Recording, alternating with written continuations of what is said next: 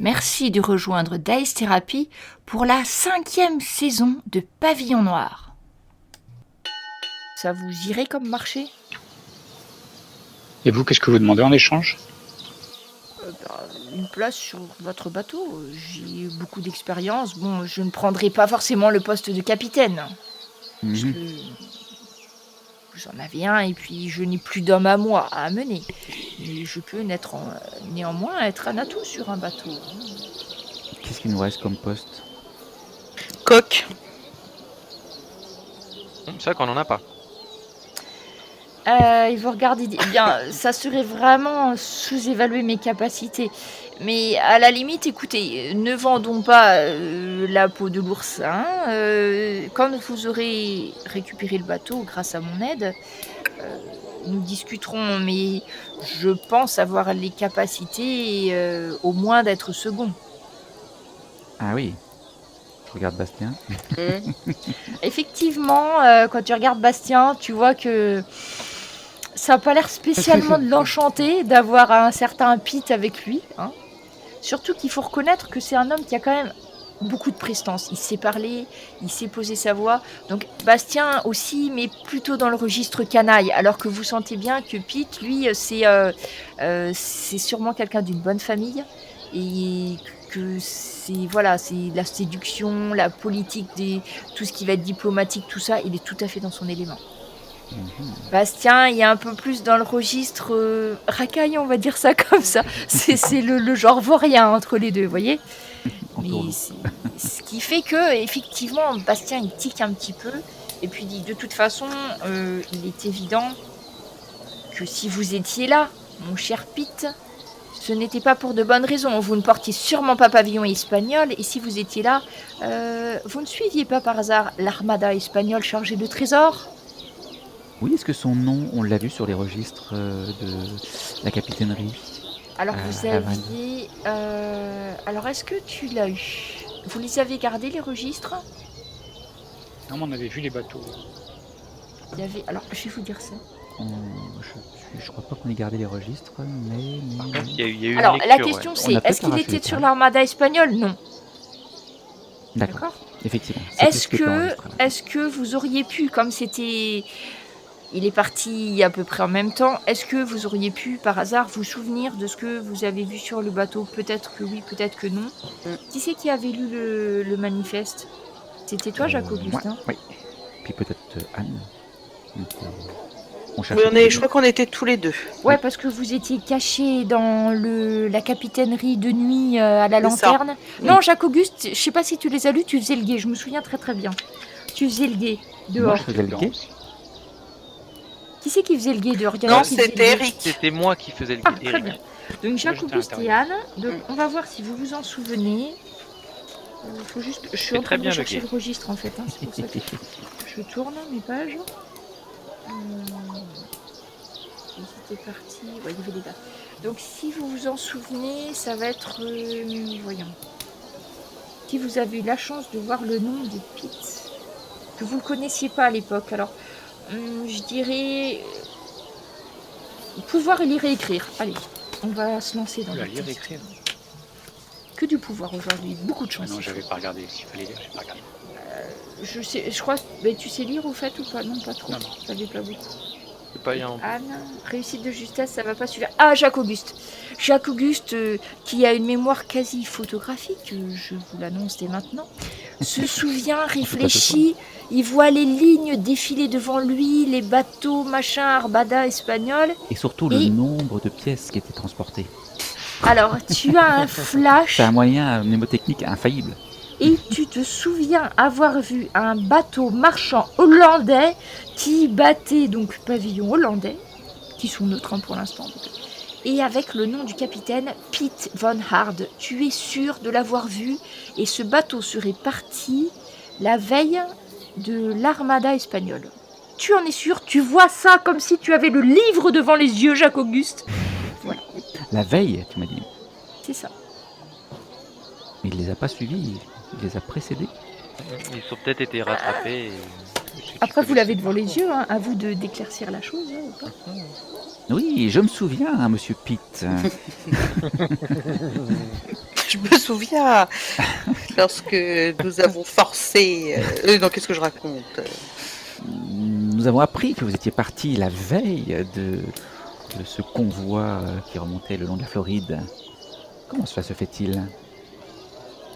Il te regarde un peu interloqué. Eh bien, oui, effectivement, vous êtes bien renseigné, monsieur.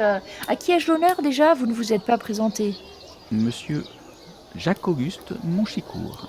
Monsieur de Mouchicourt, eh bien, sachez que j'avais des affaires pressantes à mener et qu'effectivement, donc j'étais à La Havane pour transporter chargement de tabac.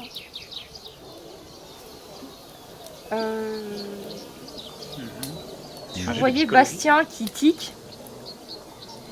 Il a l'air de trouver ça très bizarre. Jack, tu tiques aussi apparemment. Oui. Alors, du coup, toi, tu vas me faire un test donc en social. J'ai une question. Est-ce que tu as l'équivalent de psychologie en fait? C'est ce que je cherche. Ah, voilà, parce que en fait, C'est empathie. connaissance. Alors souvent, Empathie, ça va ouais. être empathie. Donc, empathie et... Tu veux savoir s'il ment, c'est ça? oui, en fait, je voudrais, ouais. Donc, c'est empathie et adaptabilité. Donc, Jack, je pense que c'est ce que tu voulais aussi. Hein. Ouais. Moi, je sais qu'il ment. Donc, Bon, Bastien, il fait le Confirmé. G aussi. Hein. Bon, c'est vous qui allez les... voilà. Mais vous êtes tous les trois un peu sceptiques hein, quand il vous dit ça quand même. Et moi donc? Bah, ça a l'air vrai ce qu'il dit. Alors, on a Anne, Jack... Tiens. Voilà.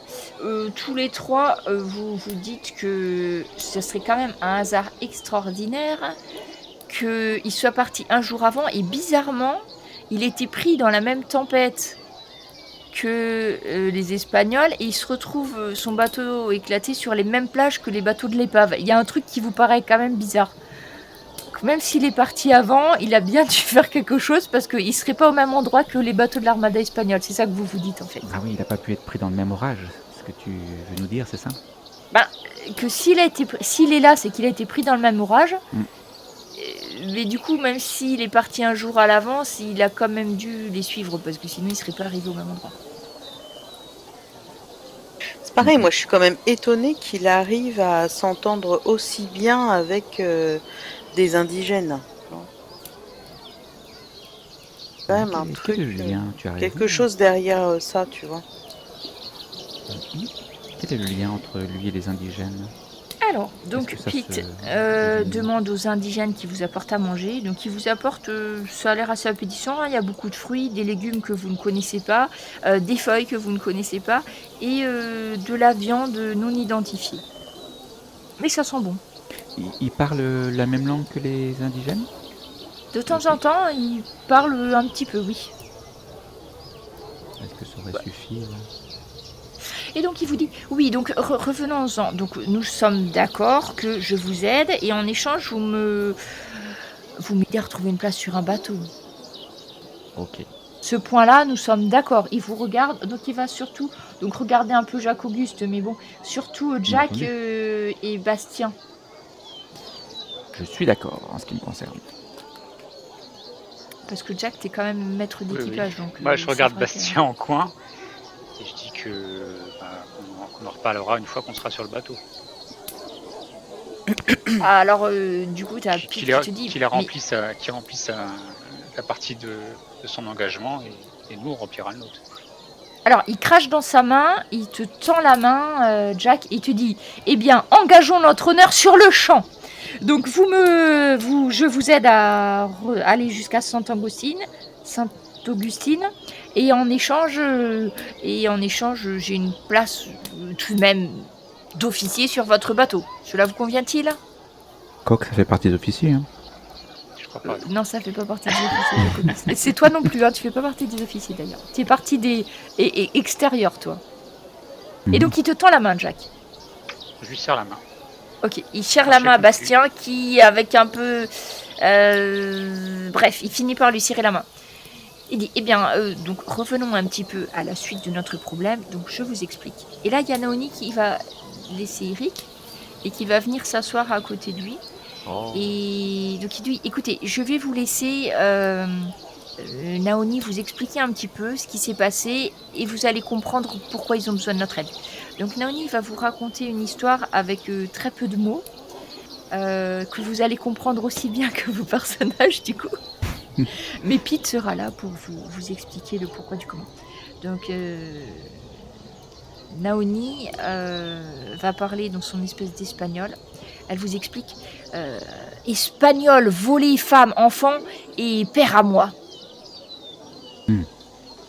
Besoin de plus de guerriers pour sauver la famille.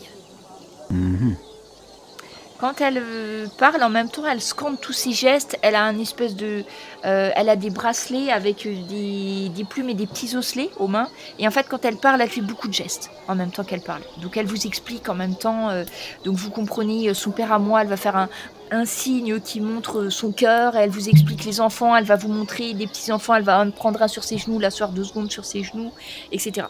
Donc, elle vous explique juste ça. Et elle vous regarde droit dans les yeux, de façon très très franche, et elle vous dit vous être guerrier de valeur pour combattre contre Espagnol. Oui, tout à fait. Je vous aiderai jusqu'au bout de la jungle, s'il le fallait. Donc Jacques-Auguste a droit à un magnifique sourire. Il éclaire tout le visage de Naoni, et c'est vrai qu'elle est très jolie, elle est encore plus belle quand elle sourit. Moi, je vous aiderai quand je serai remis. Et donc Pete va reprendre la parole et vous dit oui, c'est tout à fait ça. En fait, quand je me suis échouée donc avec mes hommes, j'ai trouvé ces indigènes, ces Indiens. Ce sont des Indiens Calusa. Ils viennent de très loin. Ils ont fait ils ont eu une escarmouche avec des Espagnols qui leur ont effectivement kidnappé certains membres de leur famille, essentiellement les jeunes garçons et donc le père de mademoiselle. Et donc les Indiens Calusa sont actuellement en guerre. Et il faut qu'ils récupèrent leur famille. Donc ils ont voyagé sur plus de 400 km. C'est pour ça que Jack, tu connaissais pas cette tribu. Et ils ont voyagé depuis les Everglades jusqu'ici. Et moi, je les ai rencontrés et j'avais heureusement pour moi sauvé des armes à feu à peu près en état de mon naufrage, juste au moment où ils étaient attaqués par une petite escouade d'Espagnols que j'ai, et puis vous voyez qu'il est très très modeste, que j'ai grâce à ma science de l'escrime et à mon habileté naturelle avec les armes, dont j'ai débarrassé ces malheureux Indiens. Donc depuis, ils me considèrent également comme guerrier, et comme j'ai sauvé la charmante demoiselle que voici, je bénéficie de leur appui. Je me suis néanmoins engagée, parce que c'est une dette d'honneur, je me suis néanmoins engagée à aider la demoiselle à récupérer son père, et donc les jeunes de leur tribu qui ont été kidnappés par les Espagnols. J'ai bien peur, et il espère que Naoni ne comprenne pas, j'ai bien peur qu'ils étaient emmenés en esclavage, à vrai dire. Donc puisque vous avez évoqué le sujet, où sont passés tous vos hommes? Eh bien, le naufrage a été catastrophique. Le bateau s'est retrouvé sur plus de 5 km de la côte en petits morceaux. Et j'ai eu la chance de survivre, comme je vous l'ai dit, avec 2 hommes. Malheureusement, un s'est enfui dans la jungle après avoir vu les Indiens. Je ne sais pas pourquoi. Et le coq a succombé à ses blessures, malgré les soins. Au témoin d'un doute, quand on a atterri sur la plage, on s'est pas fait, on n'a pas vu des gens? Non, il y avait un coffre. Enfin, il y avait des bouts d'épave dans l'eau et un coffre. Sur la plage ou la première plage? Ah, la première plage, il y avait des gens morts, oui. Et alors, la première plage, vous avez le nom du bateau. Parce que Anne a récupéré le journal de bord du capitaine. Oui, d'accord, il n'y a que Anne qui sait. Ok. Alors, Jacques-Auguste, avec ta mémoire exceptionnelle, tu sais que le nom du bateau... Alors, je parle pas hollandais, mais on va dire en gros la belle hollandaise, style le bateau, d'accord, de Pete.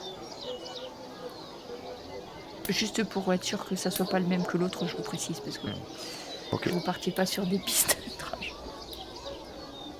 Donc voilà la seconde partie du marché, ça sera aider cette tribu et cette malheureuse jeune fille à retrouver son père. Et en échange, il nous aide. Il nous aide Il nous guide jusqu'à Sainte-Augustine. à traverser la jungle jusque-là, voire peut-être pourquoi pas nous aider à récupérer notre bateau. Quoique j'ai du mal à penser que les Indiens soient très bien perçus dans la ville. N'oublions pas que c'est une ville espagnole. Mais bon, nous trouverons bien un moyen. Bien Je entendu. trouve toujours un moyen.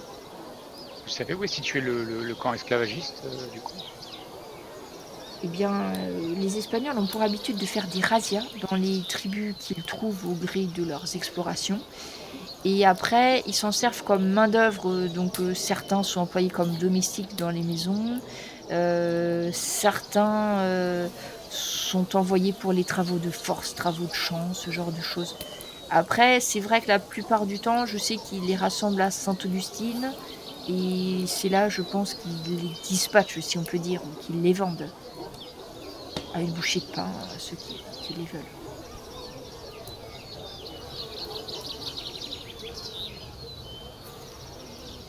Il y a de bonnes raisons d'aller à Sainte-Augustine. Oui. Eh bien, si nous sommes d'accord, peut-être allons-nous prendre 2 jours de repos, histoire de remettre vos hommes sur pied. Et ensuite, plaisir. nous allons entamer la traversée qui est tout de même un peu périlleuse.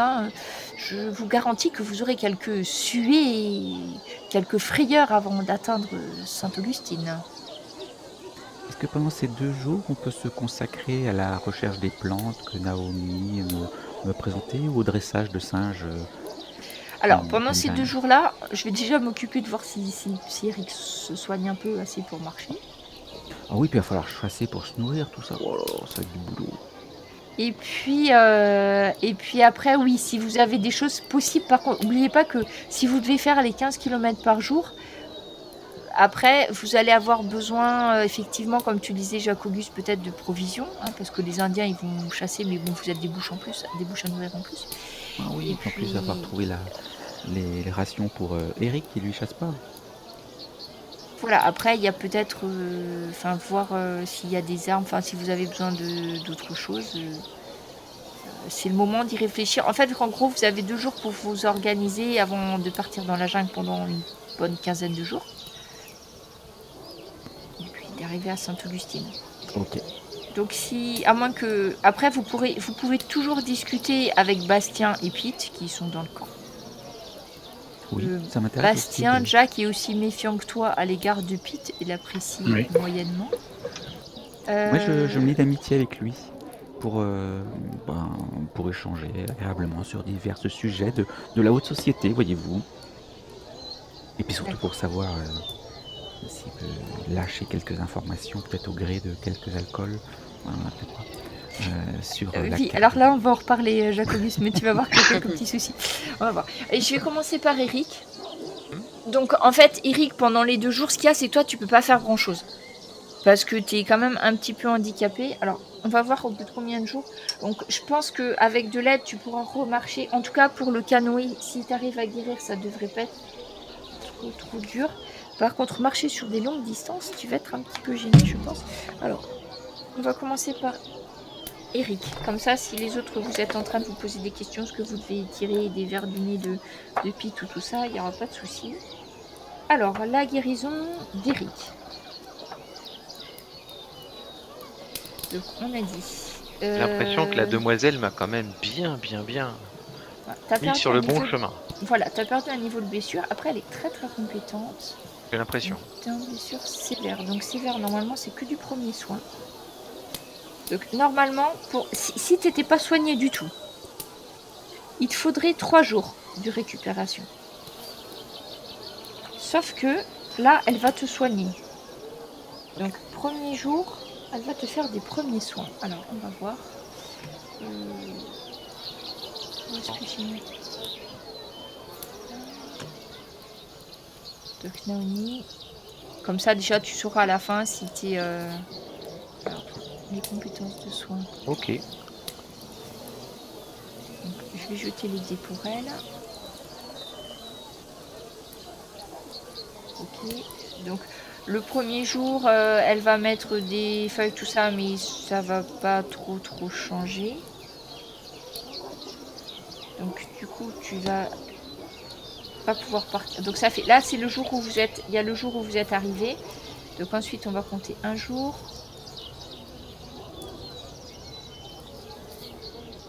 Ouais, je fais le Est-ce minimum que d'efforts. Jacques-Auguste, tu veux essayer de soigner Eric ou pas? Il est parti. Ah oui, il est parti. Bon, en fait, tu pourras pas marcher avant 3 jours, Eric. Sauf si Jacques-Auguste prête main forte à Naoni. Bien entendu. Et que faut-il faire pour cela? Tes premiers soins. Des premiers soins? Voyons Premiers donc. soins avec, premiers soins. Premiers soins. J'aime bien qu'il soit à 2 pour me soigner. Premiers soins et perception. Donc juste un test. Hein. Je vais m'occuper de toi. Tu veux que je t'aide? Oh bah vas-y, hein, si tu peux m'aider. Oui, je veux bien que tu m'aides. Et Anne, tu peux aussi essayer si t'as premier soin. Oui, Je vous laisse chacun faire. Donc Naoni, elle a fait ce qu'elle pouvait au début, mais après, ça va pas améliorer la cicatrisation d'Eric. Donc là, vous êtes obligé d'attendre 3 jours avant de partir. Jacques-Auguste, une réussite de justesse. Donc, du coup, tu vas perdre un niveau de blessure, Eric. Ok. Donc, tu vas perdre un niveau de blessure, ce qui te fait passer en blessure légère. Ah, Donc, ce qui fait que donc déjà il y a un jour et blessure légère en principe je crois qu'il faut qu'un jour de plus. Donc c'est bien ça. Au bout de 2 jours, Eric est prêt à partir. Entre les soins combinés de Naoni et de Jacques-Auguste. Jacques-Auguste, à chaque fois que tu vas faire des soins, Naoni regarde tout ce que tu fais. Et à un moment donné, tu vas voir, tu vas faire, je sais pas trop comment tu regardes la plaie et tout. Et tu vas la voir après, quelque temps après, faire exactement ce que tu as fait. Et en fait, tu comprends que tout ce que tu fais, elle l'a mémorisé et qu'elle l'intègre elle-même à sa façon de soigner. Ah ben si, comme je voulais lier une certaine connivence avec elle, bon, je veux faire plein de choses. Mais en fait, ce qui se passera le mieux entre tout ce que je veux faire, eh bien, j'hésite pas effectivement à faire de même avec elle si je peux m'inspirer de ces techniques. Alors oui, j'ai juste...